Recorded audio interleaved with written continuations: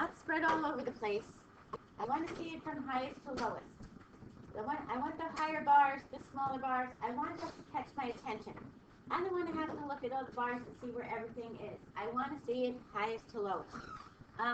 Some things that you might look at, if you look on page 59, these are main causes of inventory shrinkage, why a business is losing money. So if I'm this business and I'm losing money and my inventory is shrinking down, I want to know why. So the biggest cause is the one I want to focus on first. So if you do it highest to lowest, if you look at page 59, do you see their employee theft being the high one? Yeah. Then shoplifting, administrative error, vendor fraud, and unknown. So if you had these bars and they're all over the place, it catches your eye a little bit. Yes, the tallest one. But if you go highest to lowest, it really kind of puts a better spin on it. What else do you notice about this as opposed to our frequency graphs? They're not touching. They're not touching. Good, they have gaps. Why is that? Why is that?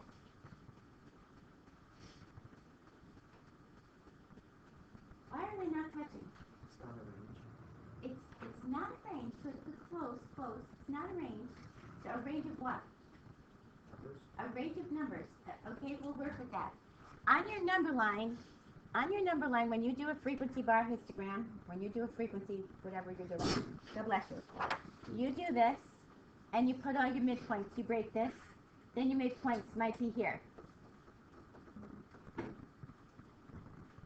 Right? And your bars go like this, and they touch.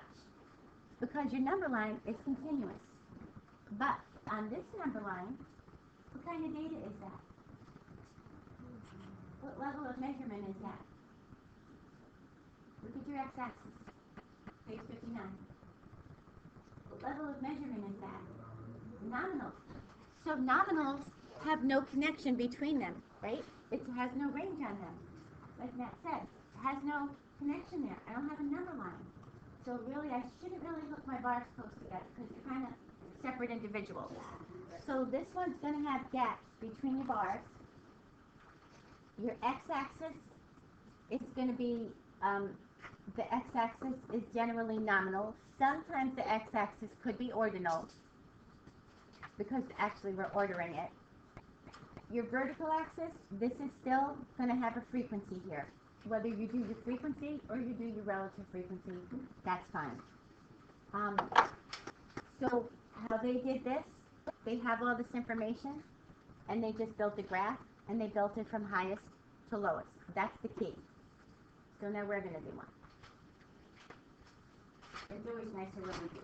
So if you look at Try It Yourself, number 5, it says every year the Better Business Bureau receives complaints from customers. Here are the complaints in a recent year. I have 14,156 complaints about auto repair services, 8,568 complaints about insurance companies, 6,712 complaints about mortgage brokers, 15,394 complaints about telephone companies, and 5,841 complaints about travel agencies. Imagine if this was your job, listening to these complaints all the time. Would you go crazy? It's a lot of complaints in 1 year, isn't it? And just on these topics. So now, I'm the Better Business Bureau. I'm concerned about why I'm getting so many complaints about things. So I want to address the high ones first. So I want to use a Pareto graph. I want to give it a title, Complaints from Customers. Give it a title. We're going to give it an XY axis. Now, I have to go on my vertical axis. This is going to be my frequency from 0 to my highest, to say 15,000. And again, when you use your graph paper, you're going to have to count the spaces. You're going to have to evenly space them apart and see where you can go. If I went like 3,000s, maybe 3, 6, 9, if I get 5 spaces, I should be able to do it. 3,000, 6,000, 9,000, 12,000, and 15,000. Your x-axis doesn't need any breaking because your x-axis is totally nominal. Take your highest one first. Which one is the highest one?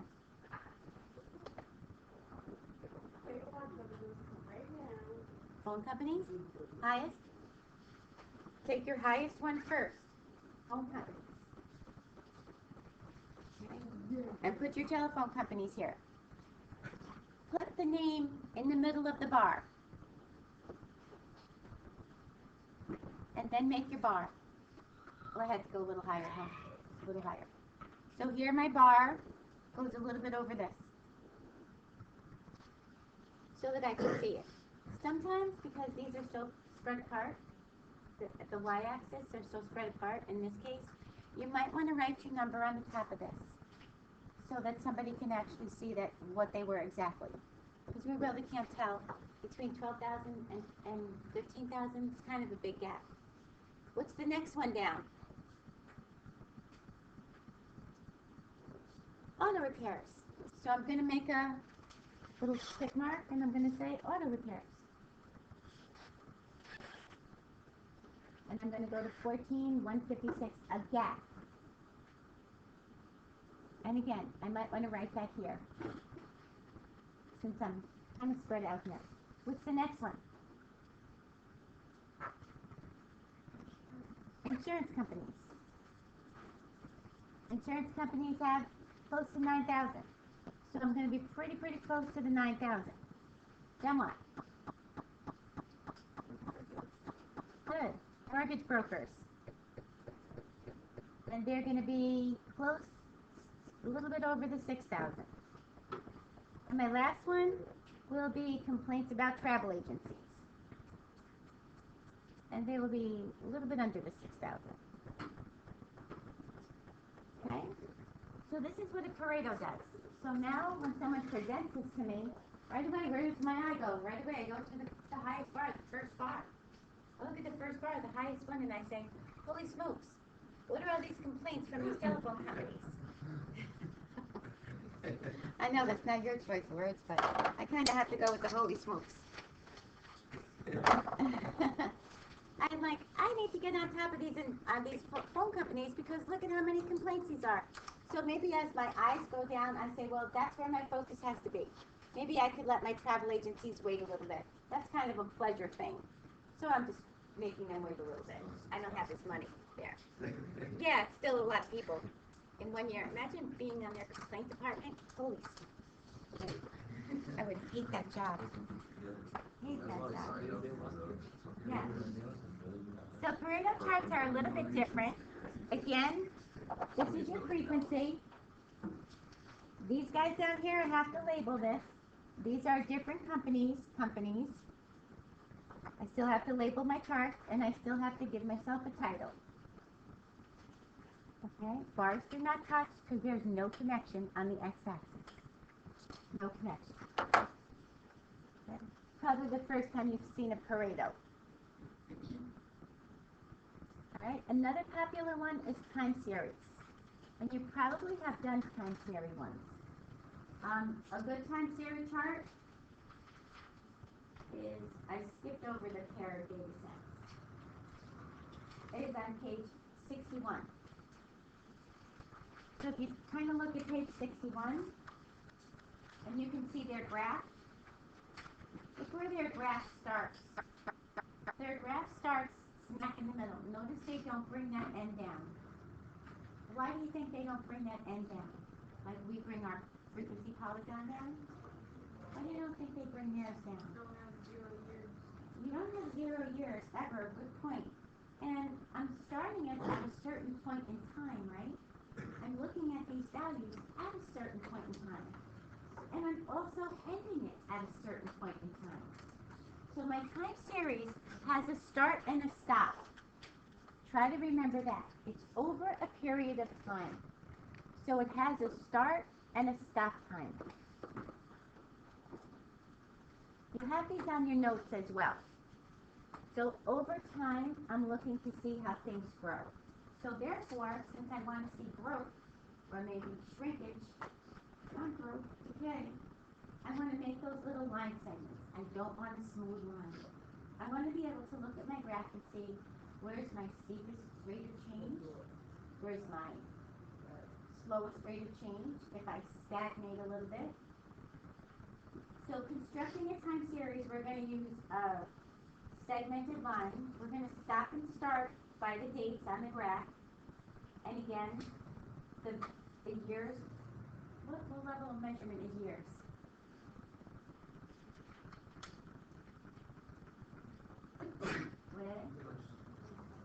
They're nominal, but what is higher? Not ratio, they're intervals. Years are intervals. I can tell the difference between 2 years, but I can't make a ratio. So we're going to do the next one together. We're going to do the subscribers for the monthly cell phone bills. So we're going to do this one, this guy. Let me pull this down, just so that you could see this being used. Okay. So again, we're going to go like this. We're going to give it a title. The title is my average bill. Is this telephone bills? Cell phone bills.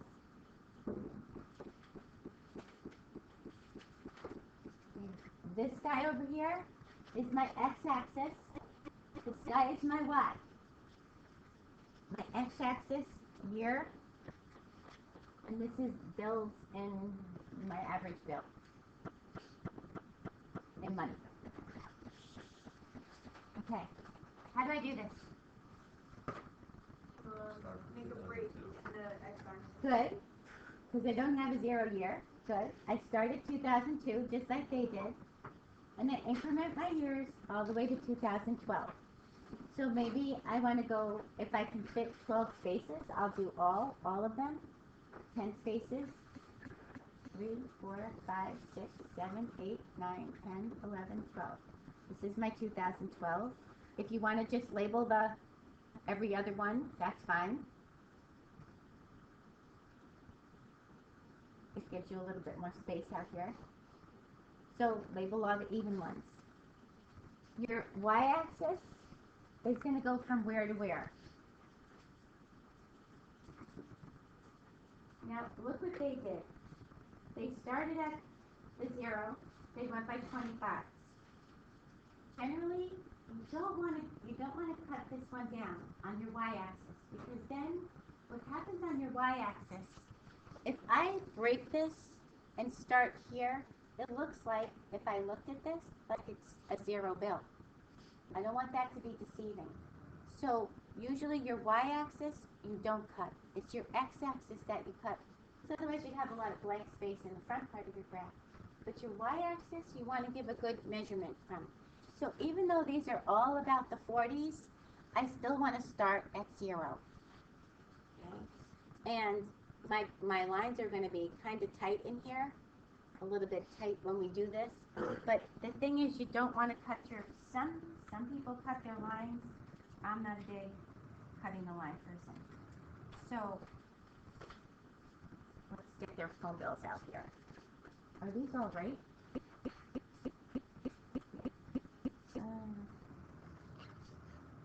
We're going to get a lot of wasted space. Yeah, let's cut this line. Let's cut this line. I'm not fond of doing this, but since they're all kind of grouped together, you might have to. Because you don't want to go by ones. No 50s, right? Normally we don't, but in this case we're probably going to have to. So your time series are just going to be a series of dots. 2002 as best as you can. 47, 42, 47, 50 would be right here. So 42 a little bit underneath that. 49, 46, 49, 46, up. Look up there. 49, 49, a little bit closer to that. 49, 52, see they're really not that far apart. In this case, you have to cut this one. Normally, we don't cut the y-axis. But this one, if we didn't, we'd have to go by ones, because those are too close together. And then you're going to start here, and you're going to make your line segments. so that you can see the change over time. And you're going to have to say, remind the people that you did cut this, and they go by dollars, because they're kind of too close together. And you're going to look for steepness, growth, and over time, you're going to see which ones were higher. I didn't graph these all out, but if you graph them all out, well, let's look at a couple of these. 2006 is 49.30. I'm down here. Let's graph a couple of these low ones. 48.54. 48.54 is here. 47. This is a good one. 2010. 47. So you're going to say to yourself, okay, these kind of stayed off the same almost. What happened to these guys? Why did my cell phone bill drop? My cell phone bills used to be a little higher, and now my cell phone bills dropped. So if I'm a cell phone company, I'm going to say, okay, what happened from here to here? My biggest drop, say my biggest drop is here to here. What happened from here to here? What made my cell phone bill drop? My people's bills get a little bit smaller, not a lot. We're talking pennies, but still drop. So what could you say why your cell phone bills have dropped from 2002 to 2012? Increase in subscribers, that could be one. Supply and demand thing going on. Better deals. You're trying to attract more. So why are they making better deals? Think economics. Why are they making better deals? Because why? Why do I, if I'm Verizon, why do I have to make a good deal right now?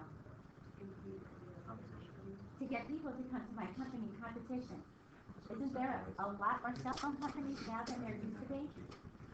Cellular One was like the popular one years ago when it first came out. You probably don't remember Cellular One. Cellular One was like one of the popular ones.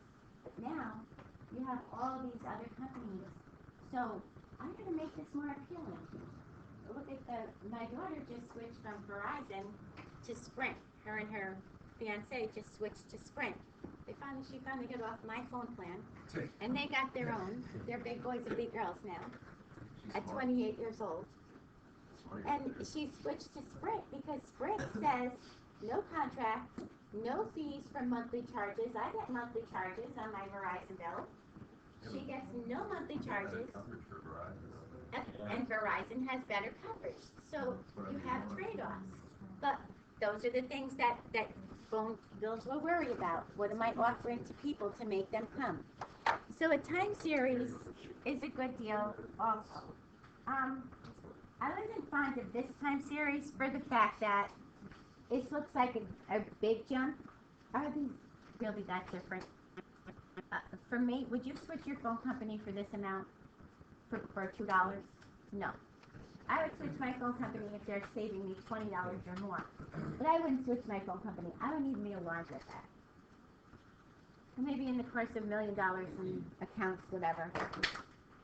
They're worried about it, but I wouldn't have been worried about that. Okay. Scatter plots. We don't really do scatter plots. I don't really do scatter plots because you spend a lot of time in.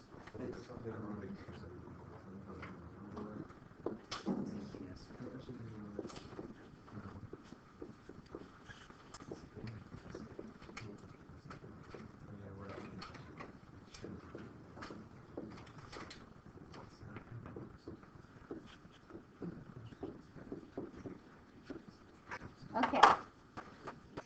If you kindly write this down, you have to be working, otherwise it's going to be homework.